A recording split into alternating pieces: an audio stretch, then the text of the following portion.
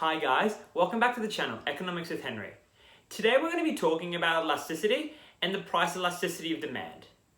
So the first question, what is elasticity? Elasticity is where the change in the demand of a good has changed due to a changing in the price of that good or service or due to the income of the person. So when we talk about elasticity today, we're going to be talking about the price elasticity of demand. The price elasticity of demand helps us to decide as to how a changing in the price or an income changes will affect demand of a good or service. To determine what the price elasticity of demand is, we need to work out what the price elasticity of demand formula is. So price elasticity of demand, or PED, would be equal to the percentage change of quantity demand over the percentage change of price. It's important to note for the price elasticity of demand is that the value we get will always be negative. This is because the relationship between the quantity demanded and price are inverse relationship. As the price goes up for a good, the quantity demand will decrease.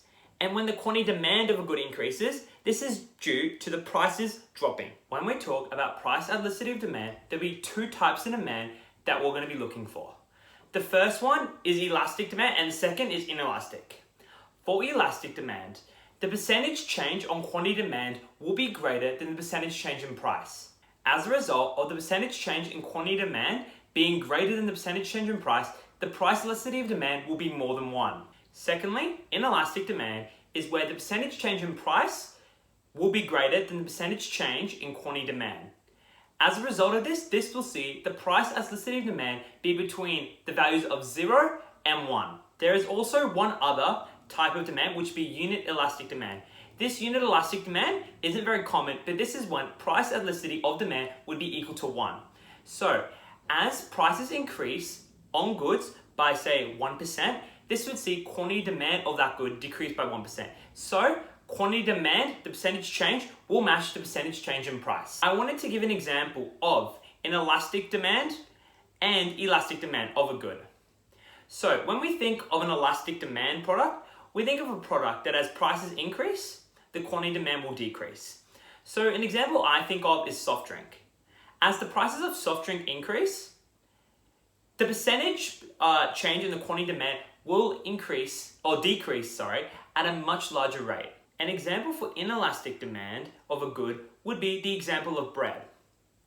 As the prices increase on bread, while consumers will buy less of it or consumers will stop buying it completely at all, the percentage change in quantity demand will be less than the percentage change in price. This is because bread is a very important staple in the majority of households across the world, as we use bread for everyday tasks such as making sandwiches, which is very important in our life. So a question you might now have is, how can we draw inelastic and elastic demand? Well, from the graphs, what would we be doing is we would assume that the x-axis would be for the quantity demand and the y-axis would be price. So when we first talk about elastic demand, as the percentage change in quantity demand will be greater than the percentage change in price, the slope will be much more gentle as it goes from the far left to the far right of this graph. However, for inelastic demand, as the percentage change in price will be greater than the percentage change in quantity, this slope is going to be a lot steeper than elastic demand's graph.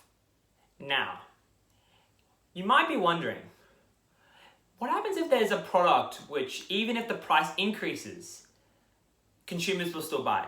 Is there a product like that? Well, there's also another term for goods, which is perfectly inelastic and elastic. So, let's imagine that we have a cancer drug. No matter what the price is, consumers will still buy it as it is extremely important for their livelihoods. So, let's imagine that this drug was at $10. We're still going to have all the consumers who need it buy it. And if the prices increase, they're still going to need it. With this example, this would see an inelastic product or a perfectly inelastic product. With this, their price elasticity of demand will be 0. As for this curve, we're going to be having a straight line going vertically up. no matter what the price change, the demand is going to stay constant. Just like there is perfectly inelastic goods, there are also perfectly elastic goods. With a perfectly elastic good, if their price goes even a couple of cents above their original price, this will see the demand of the good be next to none, or to be zero. So this will see, on a graph, this will see an horizontal line across a particular price and at a particular demand. So at that price, there will be demand. If it goes above, there will be no demand for that product. After talking about inelastic, perfectly inelastic, elastic, and perfectly elastic demand, a question you could ask is, why is elasticity important for consumers, for producers, or just individual selves? If we know if a good is inelastic or elastic, it can help us to understand as to how operations work for businesses. If a business knows that their product is inelastic, they will probably be able to charge a higher price for these goods, and they probably will be able to make more money. However, if they have an elastic product, such as a soft drink, they won't be able to charge a much higher price without losing a lot of their demand. So it is an extremely important topic for people to be able to understand, and particularly is to know as to if they were to maybe make a good or to purchase a good, how that product in the future will react when a price increases or when a price decreases. Anyways, guys, I'm going to leave the video here. I wanted to give a brief introduction onto the topic of elasticity, and in particular, the price elasticity of demand. If you want another video on this, a more detailed video, if we get this video to 10 likes, I'll give another video on this topic. So make sure to hit the like button below. I'm hoping that this gives a really good introduction into elasticity. I know it's a really important topic, and particularly solving the price elasticity of demand can be quite confusing at some point. So if you want another specific video on that, make sure to put a comment down below. Anyways, with that being said, I'll leave this video here, guys, and I hope to see you in my next video.